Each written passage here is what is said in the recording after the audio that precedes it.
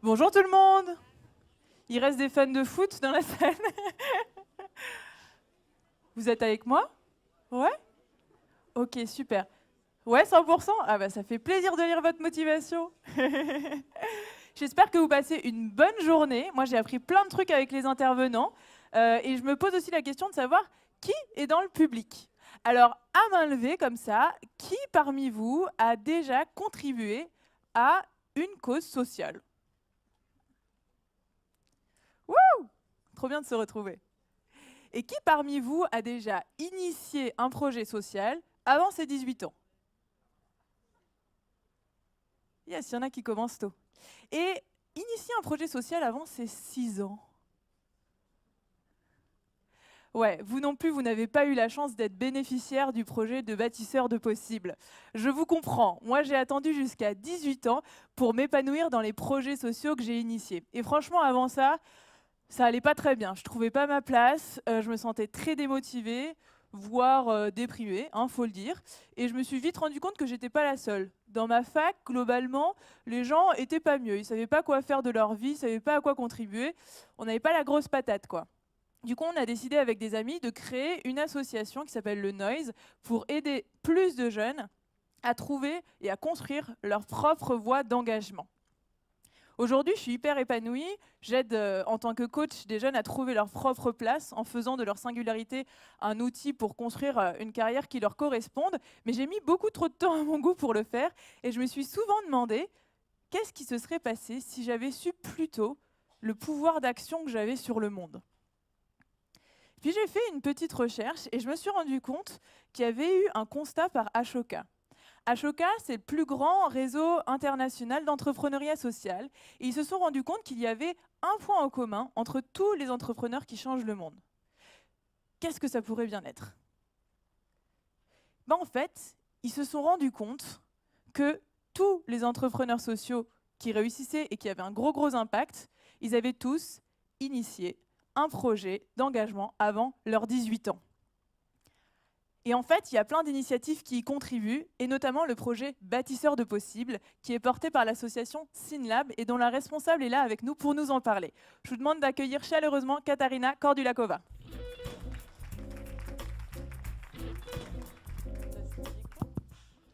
Hello Katarina, Hello Rebecca. comment tu vas? Ça va, un peu stressée, ouais. Ok, on peut l'accueillir chaleureusement encore une fois? Yes. Alors, chez Bâtisseur de possibles, à quel problème vous êtes confronté et qu'est-ce que vous voulez à la place? Alors, le problème, c'est un problème que nous avons en commun un peu tous ici dans la salle, c'est-à-dire le monde de demain. On ne sait pas vraiment quels enjeux environnementaux et sociétaux nous attendent.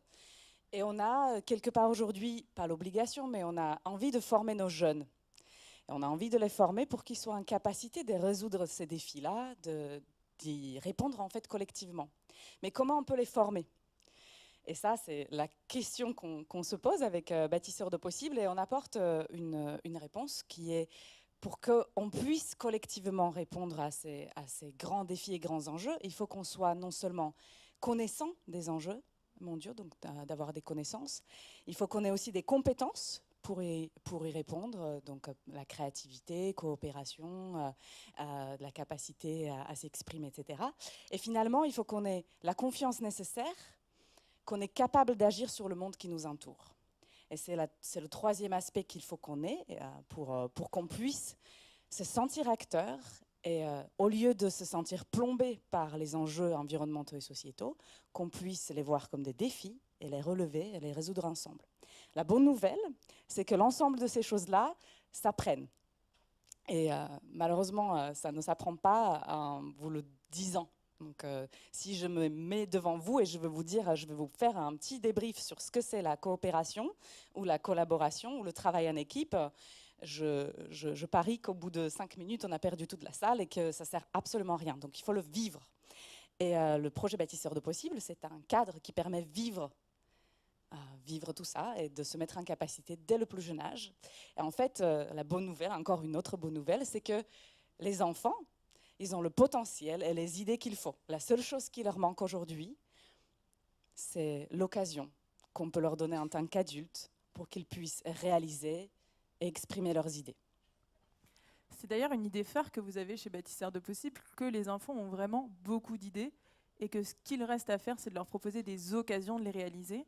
Alors comment ça se traduit? Qu'est-ce que tu peux nous en dire plus sur cette idée? Alors concrètement, nous on travaille sur ces cadres-là et on travaille sur un cadre particulier qui est celui d'outillage d'enseignants, donc des personnes qui sont au quotidien avec tous les élèves, en tout cas en France, et qui leur permettent, donc s'ils utilisent le cadre que Bâtisseurs de Possibles leur propose, de réaliser des projets de A à Z. Donc de réaliser des projets dont ils sont... Pardon, je reprends. Alors du coup, ce qu'ils font, les enseignants, donc ce cadre-là, donc ce n'est pas un cadre par hasard en fait, parce qu'on peut devenir un acteur par hasard, parce qu'un jour on rencontre quelqu'un qui nous permet de le faire. Et ce qu'on fait avec Bâtisseurs de Possibles, c'est qu'on se donne les moyens en tant qu'adulte, en tant qu'enseignant, de permettre aux enfants d'être acteurs. Et comment on le fait? On le fait à travers une démarche de projet qui se fait en 4 étapes, où les enfants... On part de leurs préoccupations. Donc, dans une première étape, ils identifient le problème qui les touche. Ensuite, dans une deuxième étape, ils vont trouver des solutions créatives à leurs problèmes qu'ils ont identifiés. Dans la troisième étape, ils vont aller jusqu'à la réalisation. Donc, ils vont réaliser cette solution qu'ils ont inventée. Et finalement, ils vont la partager avec les autres pour donner envie aux autres enfants de s'engager également et devenir aussi citoyens dès le plus jeune âge. Alors c'est une démarche en 4 étapes qu'on voit bien et on a la chance d'avoir des images pour mieux comprendre. Il y a un teaser qu'on va vous montrer d'un court-métrage qui a suivi une classe de CM1, CM2 qui pendant une semaine a participé au projet Bâtisseurs de Possibles. Tout est dit dans le trailer, donc je vous laisse le regarder. Merci beaucoup en régie pour ce trailer. Harcèlement, c'est quand même un peu moins grave que la pollution, parce que la pollution, ça touche la terre, et je pense que l'harcèlement, il y a quand même des personnes qui poussent au suicide, et ça se fait... Enfin, c'est grave, quoi.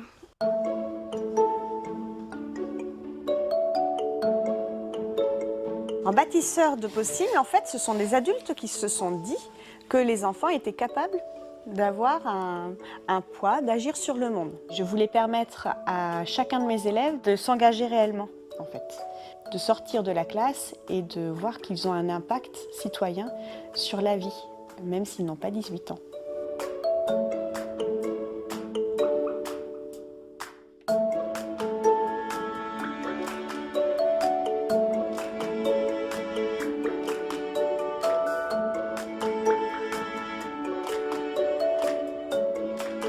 Si on est petit, c'est pas grave, c'est pas quand on est petit qu'on peut rien faire. C'est très important ce qu'on fait. Je me sens encore super étonnée et ravie de ce qu'on a réussi à faire en une semaine.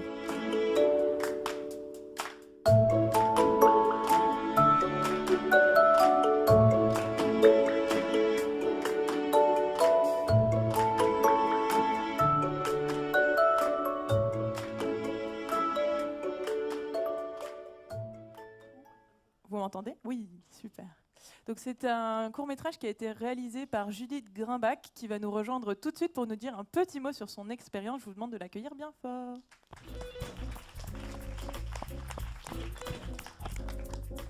Alors Judith, déjà bravo, j'ai beaucoup aimé le court-métrage. Ça traduit vraiment bien tout ce que tu expliquais, Katharina. Toi, qu'est-ce qui t'a donné envie de faire ce court-métrage? Pourquoi est-ce que tu crois au projet Bâtisseurs de Possibles? En fait, j'ai réalisé un documentaire l'année dernière qui s'appelle Une idée folle et qui parlait du rôle de l'école et qui a été tourné dans 9 établissements scolaires partout en France. Et dans ce documentaire, Nolwenn Guillou, qui est l'une des enseignantes, dit « On ne devient pas citoyen par magie à 18 ans parce que tout d'un coup, on a le droit de vote ». Elle explique qu'il faut une habitude donnée aux enfants pour être citoyen. Être citoyen, ça ne peut pas être aller mettre un bulletin dans une urne une fois tous les 5 ans, et puis respecter les lois à peu près entre les deux. Je crois que ça doit être vraiment autre chose. Et en repensant à cette notion de citoyenneté, j'ai essayé de me souvenir de ce qu'on m'en avait appris quand moi j'étais à l'école. Et je me souviens très bien qu'on m'a parlé des droits et qu'on m'a parlé de devoirs. Le seul truc, c'est que les droits, même si c'est fondamental, il y a quand même cette idée que c'est quelque chose qui nous est dû, qu'on peut réclamer comme ça. Et puis les devoirs, il y a quand même quelque chose d'assez ennuyeux, quoi. C'est quelque chose qu'on doit faire, ça nous emmerde, franchement, assez clairement. Et je crois qu'il manque un mot à la définition de la citoyenneté, et c'est le mot de pouvoir. Et en fait, ce qu'on apprend à ces enfants, dans le cadre de Bâtisseurs de Possible, dans le cadre des autres classes que j'ai visitées, c'est que dès qu'ils ont 5 ans, en fait, ils ont le pouvoir de transformer l'environnement autour d'eux. Et quand on comprend à 5 ans qu'on a le pouvoir de changer les choses dans sa rue, dans son village, dans sa famille, dans son école, eh ben on comprend que quand on sera plus grand, en fait, on aura le pouvoir de changer les choses à bien plus grande échelle. Merci beaucoup Judith pour ton regard. Ça donne envie de voir le truc en entier pour ceux qui auront envie. Merci beaucoup. Merci beaucoup, Judith. Merci. Alors Katharina, j'étais un peu surprise en regardant le court-métrage. Je n'ai vu personne de chez Bâtisseurs de Possible. Alors, qu'est-ce que vous faites? Et puis comment est-ce que cette méthode de design thinking que vous utilisez, elle donne vraiment cette encapacitation aux élèves pour agir sur leur société? En effet, ce n'est pas par hasard qu'on ne soit pas dans le film. Parce que la réalité, c'est qu'en tant que bâtisseur de possible, on n'intervient jamais directement avec les enfants, on n'est jamais dans les classes. Mais ce qu'on fait, c'est qu'on outille, qu'on accompagne et qu'on forme les enseignants, donc les personnes qui travaillent avec les élèves, qui sont là tous les jours avec eux. Donc du coup, notre travail, il se situe au niveau des enseignants. Et en fait, l'outillage qu'on leur propose, c'est une démarche, en effet, comme tu dis, de design thinking. Et la démarche bâtisseur de possible, c'est une adaptation au cadre scolaire de la démarche de design thinking. Et le temps s'est écoulé, c'est ça? Il nous reste 3 minutes encore. Alors, s'il nous reste 3 minutes, donc du coup, c'est ce qu'on fait. C'est une démarche qui permet de faire un projet utile parce que dans le design thinking, au lieu de faire des choses pour quelqu'un, on le fait avec quelqu'un. Donc, du coup, les enfants, quand ils font un projet bâtisseur de possible, ils font une recherche pour comprendre quelle est la racine du problème. Ils vont aller voir les personnes qui sont concernées par le problème. Donc, du coup, ils vont faire une action qui est réalisée, qui est pertinente, et qui va leur permettre de se dire qu'ils ont leur place à jouer dans la société. Donc, comme tu disais, Judith, ils ont agi sur un problème qui est mondial, mais qui a une résonance locale, près de chez eux. Donc, ne serait-ce que le gâchis alimentaire à la cantine, en fait, c'est un problème qui est lié à l'alimentation, un problème du gâchis dans le monde. Et c'est la démarche design thinking qui permet de faire ça. Et justement, à quoi est-ce que vous voudriez contribuer à long terme? Alors, à long terme, le rêve, ça serait que tous les enfants aient pu vivre une expérience où ils étaient acteurs d'un projet dès le début à la fin. Et on souhaiterait que tous les adultes, donc les adultes qui travaillent avec les enfants, aient le courage et la confiance nécessaires pour leur donner cette occasion-là et cette opportunité-là, pour que les enfants qui ont plein d'idées et plein d'énergie pour les réaliser, pour qu'ils ne soient pas bridés, mais pour qu'ils soient en capacité de le faire. Et il y a une façon simple dont vous pouvez contribuer en tant que public aujourd'hui. Le film en intégralité qui a été réalisé par Judith, il est disponible en ligne. Donc vous pouvez le trouver sur YouTube. Il s'appelle « Il n'y a pas d'âge pour changer le monde », comme le nom indique. Voilà. Donc vous pouvez le diffuser là où vous pouvez parce qu'on en est encore loin aujourd'hui de tous les enfants acteurs du changement. Merci. Et pour conclure, quel conseil tu pourrais donner justement? Là, il y a plein d'acteurs de changement qui veulent contribuer à former au monde de demain. Est-ce que tu aurais des conseils issus de ton expérience qui pourraient nous être utiles? Bon, il y a déjà la démarche. La démarche design thinking, c'est une démarche d'innovation et de résolution de problèmes en intelligence collective. Donc, vous pouvez l'utiliser dans toutes les circonstances et elle vous permet de réaliser un projet qui est pertinent et qui a, plutôt que de penser pour la personne, vous allez penser avec elle. Donc c'est quelque chose qui est très pertinent et d'ailleurs qui peut être utilisé, donc c'est une invitation plus globale. Chaque fois quand vous voyez un problème dans le monde qui vous touche personnellement, donc, que ça soit une personne sans abri dans la rue, que ça soit des personnes qui se font maltraiter au travail, soyez pas passifs, n'attendez pas la solution à ce problème-là, mais devenez des bâtisseurs de possible. Parce que pour bâtisseur de possible, il n'y a pas non plus d'âge. En fait, on peut être bâtisseur de possible à l'âge de 0, à l'âge de 5 ans, mais on peut l'être à l'âge de 30, à 40, à 50, à 60, à 90. Voilà. Merci beaucoup. J'espère qu'on vous aura convaincu qu'il n'y a vraiment pas d'âge pour changer le monde, qu'en vérité, c'est plus en fait, qui repose davantage sur des capacités et sur un état d'esprit, et qu'il y a plein d'initiatives comme Bâtisseurs de possibles qui le favorisent. Je pense à O-Noise qui fait écho chez moi, mais il y a aussi Enactus et plein d'autres qui y contribuent. Et puis, pour élargir un petit peu, parfois on va aussi s'auto-censurer, avoir des croyances limitantes sur nous-mêmes qui vont limiter notre engagement, limiter notre action. En fait, il n'y a pas de genre, d'âge ou d'origine pour changer le monde. En fait, changer le monde, ça commence par se croire légitime à le faire. Alors, on vous souhaite vraiment de devenir des bâtisseurs de possibles à votre tour. Passez une bonne après-midi et à bientôt. Merci.